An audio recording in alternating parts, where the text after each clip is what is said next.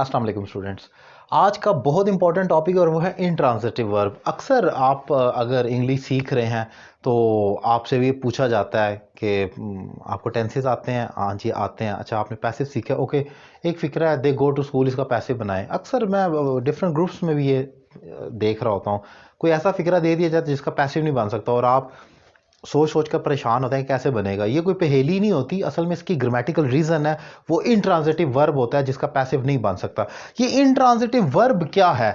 इनका लफ्जी मतलब ही नॉट है, जैसे कि इनकम्प्लीट कह लें आप, और जितने भी लफ्ज़ों से पहले इन आता है वो उसको निगेट कर देता है, इनकार कर देता है। तो इंट्रांजिटिव भी वही हैं जो ट्रांजिटिव नहीं हो सकते, जिनका पैसिव नहीं बन सकता।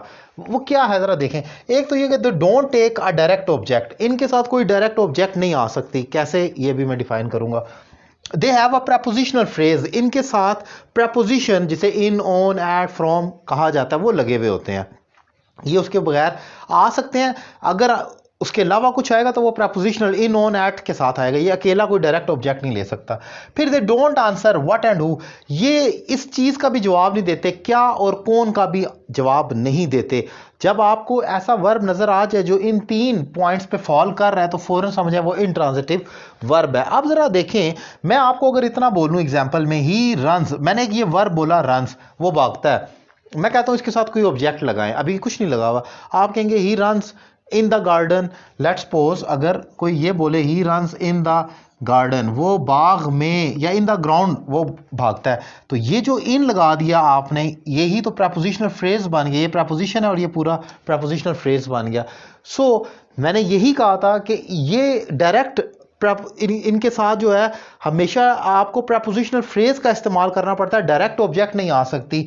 ये जहां पे लिखा है they have a prepositional phrase, तो आपको अगर ऑब्जेक्ट लगाना है तो वो प्रपोजिशन के साथ लगाना पड़ेगा। एक और एग्जांपल देखें, वी वॉक, हम चलते हैं। स्लोली एडवर्ब हो गया कि हम आहिस्ता चलते हैं। आप वॉक के साथ जो मर्जी ट्राई कर कर देख लें, आप कोई ऑब्जेक्ट, डायरेक्ट ऑब्जेक्ट नहीं लगा सकते। और फिर एक और देखें, दे गो, अब वो जाते हैं कहाँ, they go to school. Let's suppose जो मशहूर एग्जांपल तो ये आती है, दे गो टू स्कूल। अब ये टू स्कूल आप कहते हैं, ये मेरे ख्याल में ये स्कूल ऑब्जेक्ट है तो फिर ये टू नहीं आना चाहिए था। याद रखें कि आपका ऑब्जेक्ट वो होता है जिसके साथ कोई प्रपोजिशन नहीं लगी हो, वरना वो प्रपोजिशनल फ्रेज बन जाता है और वो इंट्रांजिटिव वर्ब भी होगा। तब भी उसकी मजबूरी थी कि वो डायरेक्ट ऑब्जेक्ट नहीं ले सका और प्रपोजिशनल फ्रेज आ गई।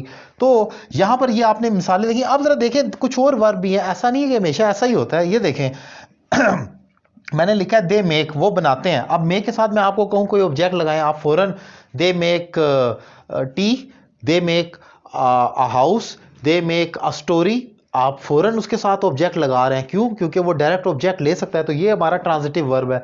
शी ईट्स, वो खाती है। अब आपको टू, इन, फ्रॉम लगाने की कुछ भी डायरेक्ट जरूरत नहीं है। She eats an apple, she eats food, she eats pizza.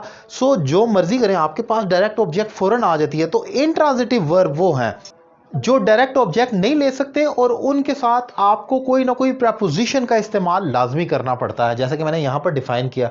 सो ये हमारे इंट्रांजिटिव वर्ब होते हैं जिनका पैसिव भी नहीं बन सकता, क्योंकि ऑब्जेक्ट ही नहीं है तो पैसिव कैसे बनेगा। सो याद रखें, तमाम इंट्रांजिटिव वर्ब का पैसिव नहीं बन सकता। ये एक इंपॉर्टेंट पॉइंट है। उम्मीद करता हूं ये लेक्चर बहुत ही इंपॉर्टेंट लेक्चर है बेसिक और एडवांस के स्टूडेंट्स के लिए। आपको समझ आया होगा कि इंट्रांजिटिव वर्ब क्या है। अपनी राय का कमेंट में ज़रूर इजहार करें। और अगर आप मुझसे 1-to-1 online English language course करना चाह रहे हैं दुनिया के किसी भी कोने से और पाकिस्तान के किसी भी शहर से, एक रीजनेबल फ़ी पे कर 3 मंथ के लिए आप ये कोर्स कर सकते हैं और घर बैठे अपनी इंग्लिश में ज़बरदस्त इंप्रूवमेंट ला सकते हैं। और रावलपिंडी इस्लामाबाद के स्टूडेंट, पिंडी में मेरी अकेडमी है, वो भी ज्वाइन कर सकते हैं। Thank you very much.